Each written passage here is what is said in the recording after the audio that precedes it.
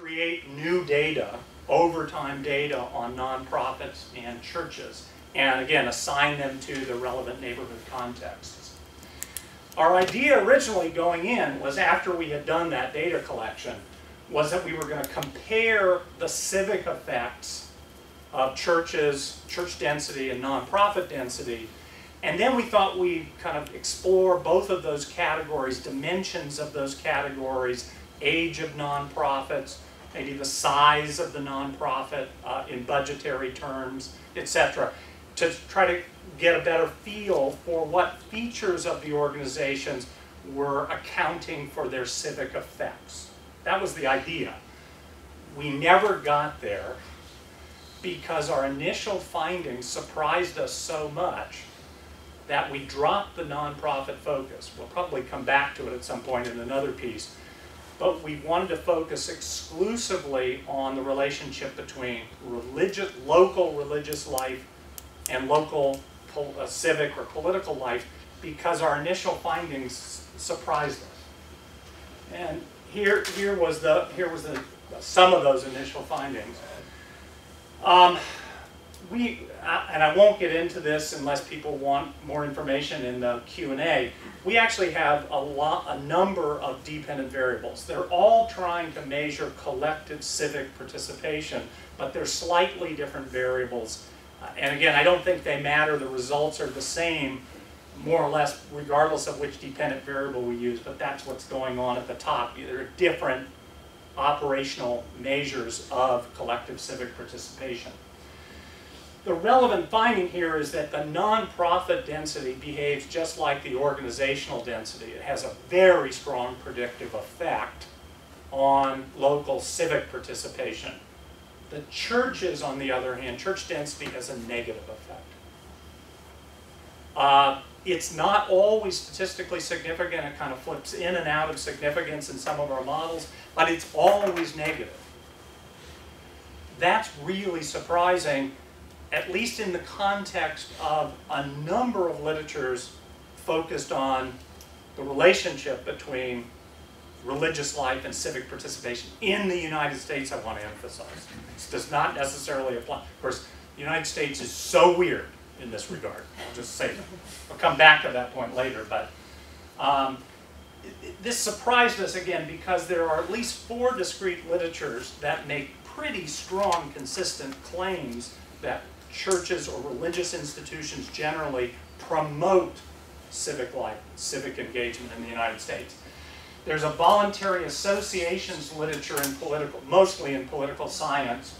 And again, it looks at much more than just churches or religious institutions. It looks at voluntary associations, but with a lot of attention specifically to churches or religious institutions generally in the United States, and argues that voluntary associations, including churches or religious institutions, promote civic engagement. That's a very clear thrust of that literature.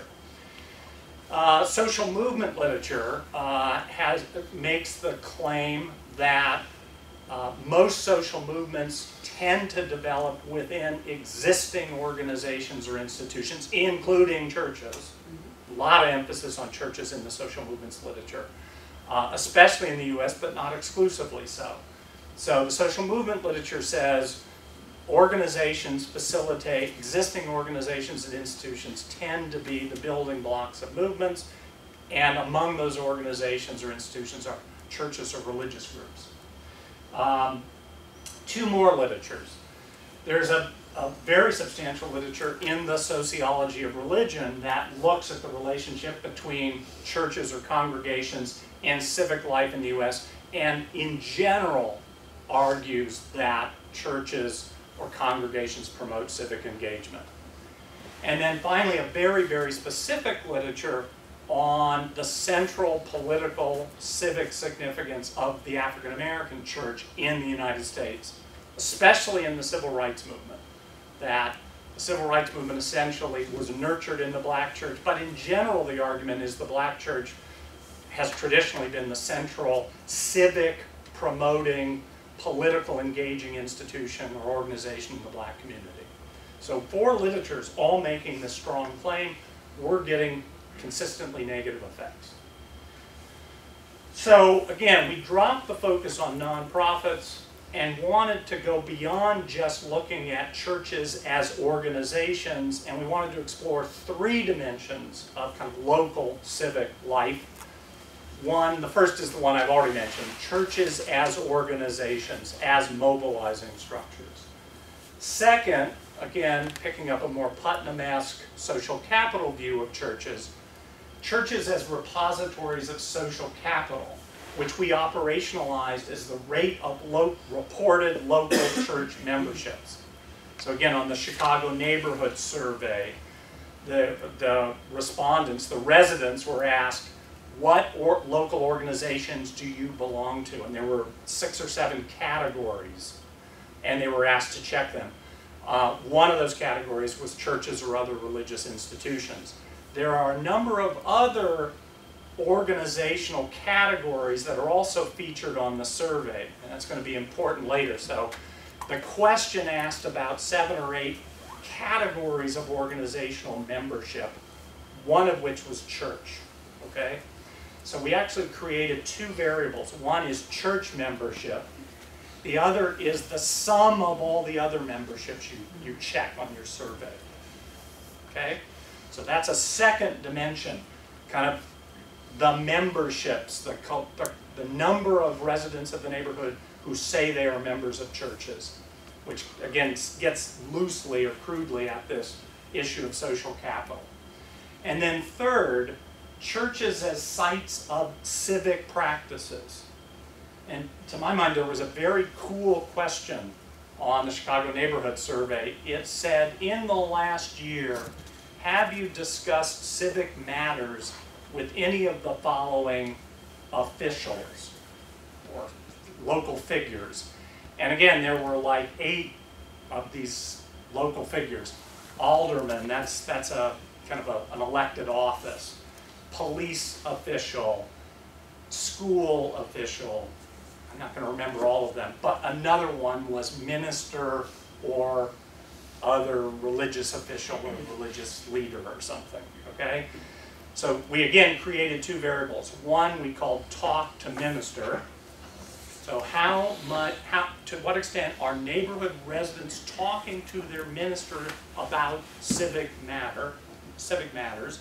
And then the sum of all the other talk variables. How many other officials have you talked to about civic matters? Okay, so we have those 2 variables. And we wanted, again, to explore these different dimensions of local civic life in relationship to the collective civic participation at the neighborhood level.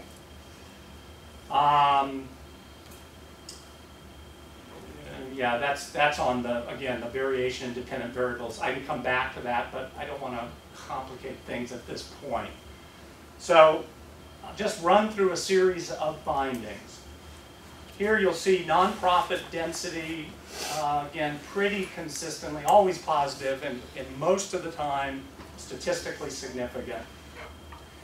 Notice the 2 membership variables. Non-religious memberships, that's the sum of all the other groups you say you're a member of. And religious memberships. Religious memberships has a negative relationship with civic participation. Not statistically significant. In some models it is, but in general it's negative but not statistically significant. But look at the non-religious memberships.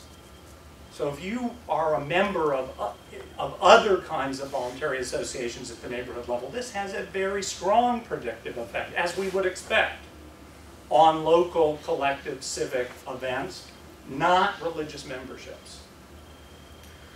At the bottom, the 2 talk variables. So if you're talking to other officials about civic matters, no surprise, that's also, predictive of higher rates of local civic participation. Not so for talking to minister. Even though you're talking to them about civic matters, it has a negative effect. And we can't make it go away. It doesn't matter what we run, doesn't matter the structure of the model, what dependent variable we're using. These are consistently negative.